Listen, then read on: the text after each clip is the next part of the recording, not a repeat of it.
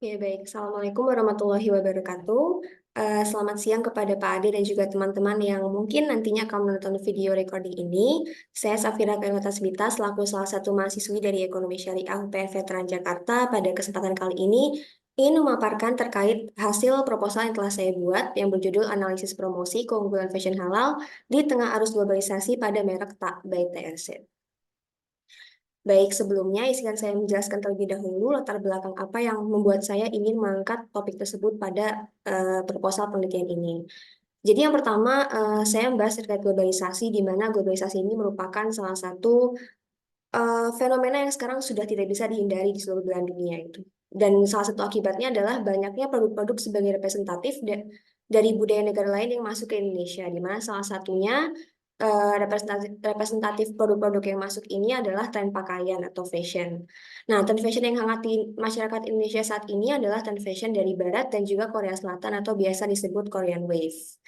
Nah, lalu tantangannya sendiri dari adanya fenomena-fenomena tersebut tentunya adalah tidak jarang dijumpai bahwa banyak sekali generasi muda yang akhirnya tidak menutup aurat secara sempurna karena memang tidak bisa dipungkiri bahwa tren fashion yang masuk dari sebagai akibat dari globalisasi tersebut tidak bisa digeneralisir semuanya sesuai dengan syariah walaupun memang semuanya tentunya bisa dipakai dan tidak disalahkan. Tidak ada yang disalahkan dari tren tersebut, hanya saja memang model-model bajunya tidak semuanya sesuai dengan syariah.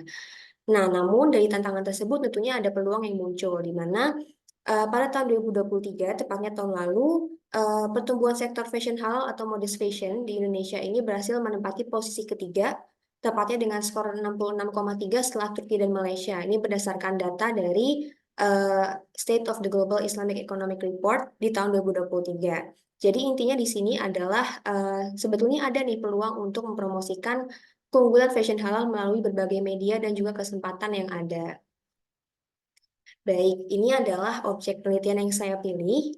Kenapa saya memilih perusahaan TBTRZ sebagai salah satu perwakilan usaha fashion yang saya pilih untuk diteliti di eh, pada penelitian saya ini?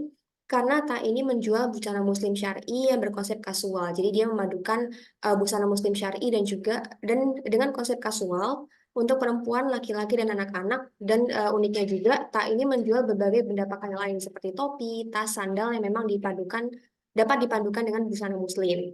Kemudian juga kenapa saya memilih, ini ada tiga alasan yang saya segmentasikan. Yang pertama dari segi keunikan produk, di mana produk-produk yang dijual ini sangat unik dari segi desainnya. Jadi desainnya ini syar'i tapi kasual gitu. Jadi orang kalau melihat tidak ada lagi nih kesan bahwa busana syar'i ini terkesan kaku gitu karena mereka sudah mendesain secara kasual dan juga dipadukan terkadang dengan desain-desain yang sekarang sedang tren tapi tidak melupakan bentuknya atau desainnya yang harus tetap mengutamakan kepatuhan syariah seperti menutup aurat dan lain sebagainya. Lalu yang kedua adalah konsep penjualannya, di mana Tak ini seringkali membuat konsep penjualan yang disesuaikan dengan tren atau isu-isu yang ada pada saat ini. Seperti contohnya yang terbaru kemarin, itu ada mereka membuat segmen produk khusus untuk Free Palestine, di mana untuk nantinya profit yang didapat dari penjualan produk khusus Free Palestine tersebut, 100% profitnya akan didonasikan ke para penduduk di Palestina. Jadi memang konsep penjualannya ini selalu mereka sesuaikan dengan tren dan juga isu-isu yang sedang hangat. Dan menurut saya itu adalah hal yang termasuk bisa diteliti juga karena ini adalah salah satu strategi penjualan yang dapat ditonjolkan dari perusahaan-perusahaan Muslim.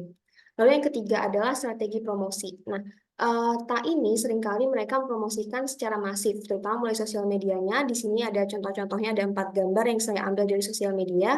Dan sosial media mereka tidak hanya digunakan untuk memajang produknya seperti apa, tapi juga untuk berinteraksi dengan followersnya, seperti sekadar menanyakan kabar atau mungkin mengadakan survei terkait produk apa yang sepertinya menarik untuk mereka jual di eh, periode selanjutnya seperti itu. Jadi mereka juga kerap berinteraksi dengan para konsumen melalui sosial media. Selain itu juga mereka kerap mengikuti berbagai pameran-pameran produk halal seperti Muslim Life Fest, Halal Fair, dan lain sebagainya, kemudian ikut berjualan di sana.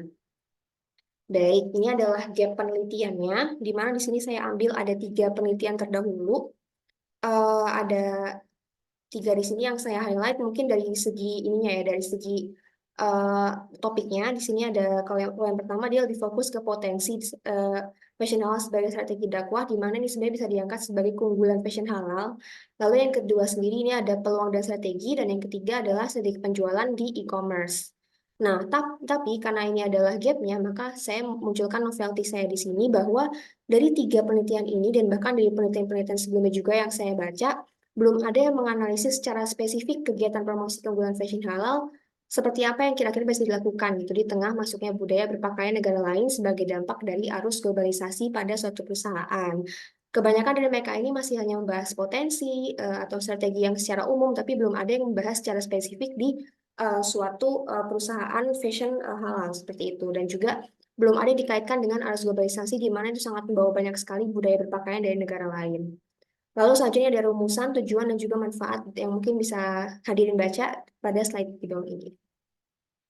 Lalu yang ini adalah penelitian terdahulu. Penelitian terdahulu di sini ada tiga, sebetulnya ada banyak sekali, tapi yang saya ambil di sini ada tiga yang menurut saya paling relevan. Yang pertama ini dari Kadir tahun 2023. Di sini ia lebih fokus ke peluang dan juga model pengembangan dan strategi. Sedangkan yang kedua ini dari Hapsari tahun 2022. Di sini ia melakukan penelitian terhadap salah satu perusahaan fashion halal. Namun di sini yang saya baca dari penelitian tersebut berupaya untuk memadukan strategi pemasaran syariah dengan marketing mix 9P yang dikarang oleh Philip Kotler sebagai bapak dari pemasaran. Terus yang ketiga di sini ada dari Sari dan Asad tahun 2019. Ini masuknya ke jurnal internasional di mana pada penelitian ini mereka menyebarkan kuesioner kepada pelaku-pelaku fashion Muslim di Indonesia yang memang dianggap sudah sangat maju, dan mereka menyebar kuesioner tersebut untuk melakukan survei kira-kira perusahaan-perusahaan tersebut kalau mengembangkan produk baru itu seperti apa. Jadi dari ketiga ini mereka lebih fokus ke strategi-strateginya memang itu seperti itu. Baik, langsung selanjutnya adalah landasan teori. Landasan teori di sini yang pertama ada terkait promosi, keunggulan, dan merek. Yang pertama terkait promosi di sini ada penelitian dari Ferdian dan Ali tahun 2021. Di sini highlightnya adalah promosi itu merupakan kegiatan yang dilakukan perusahaan untuk dapat dapat menarik calon konsumen supaya calon konsumen ini mau membeli produk tersebut. Lalu untuk keunggulan di sini yang saya ambil adalah definisi dari Kamus Besar Bahasa Indonesia di mana terbagi menjadi dua. Ada arti dari unggul dan juga arti dari keunggulan. Kalau unggul ini dia kata dasarnya, sedangkan kalau keunggulan di sini yang dapat hadirin baca di sini adalah arti dari Kamus Besar Bahasa Indonesia. Lalu yang terakhir di sini ada merek. Nah, merek di sini ada pengertian dari Kotler sebagai bapak pemasaran dunia, di mana beliau mendefinisikan bahwa merek ini didefinisikan sebagai suatu nama, istilah, tanda, lambang, atau desain yang dapat menjadikan sebuah identifikasi ya bagi suatu barang atau jasa, sehingga bisa mendiferensiasikan atau membedakan mereka dari para produk serupa yang merupakan pesaingnya. Lalu ini yang terakhir di sini landasan teori ada tentang fashion halal dan globalisasi. Kalau fashion halal sendiri sebetulnya didefinisikan sebagai fashion yang memang dia mengikuti standar agama. Nah, sehingga dapat kita lihat bahwa sekarang ini banyak sekali fashion halal yang sebagai ekor dari perkembangan fashion halal ini ada yang namanya produk-produk fashion syar'i. Syar'i di sini yang dimaksud adalah sempurna. Jadi bagaimana fashion ini bisa eh, menciptakan gaya berpakaian yang sesuai dengan syariah gitu. Nah, dasar hukumnya ada tiga ini. Yang pertama ada dasar hukum terkait menutup aurat, yaitu ada di Quran Surat Al-A'raf ayat 26. Kemudian ada juga batas aurat perempuan dan batas aurat laki-laki. Kalau perempuan di sini adalah tentunya yang sudah disepakati oleh para ulama dan tercantum juga di Al-Quran, yaitu seluruh tubuh kecuali wajah dan kedua telapak tangan. Kemudian juga untuk laki-laki yang sudah disepakati oleh para ulama yaitu antara pusar sampai lutut. Lalu yang terakhir adalah teori terkait globalisasi. Di sini ada dari satu jurnal, namun ada dua pengertian, di mana di sini pengertian yang pertama dari Malcolm Waters, di mana beliau adalah ahli sosiologi dunia, sedangkan kalau yang Selo Sumanjani adalah ahli bapak sosiologi di Indonesia gitu. Sebenarnya keduanya ini punya secara kata-kata mungkin beda, tapi artinya adalah sama, di mana yang dapat disimpulkan dari penelitian ini, globalisasi itu merupakan fenomena di mana pembatasan geografis akhirnya dianggap hilang, gitu, sehingga akhirnya terbentuk organisasi dan komunikasi di seluruh dunia, yang memang akhirnya semua itu bisa bertukar informasi secara cepat. Untuk segmentasi dampak globalisasinya sendiri, di sini saya bagi menjadi tiga. Ada dampak globalisasi terhadap ekonomi dan bisnis internasional, terhadap agama, dan juga gaya hidup, terutama berpakaian sesuai dengan topik yang saya angkat pada penelitian ini. Baik, untuk yang terakhir di sini, ada metodologi penelitian. Yang pertama adalah dari metodenya, yaitu kualitatif. Kemudian ini lokasi dari perusahaan TA by TRZ.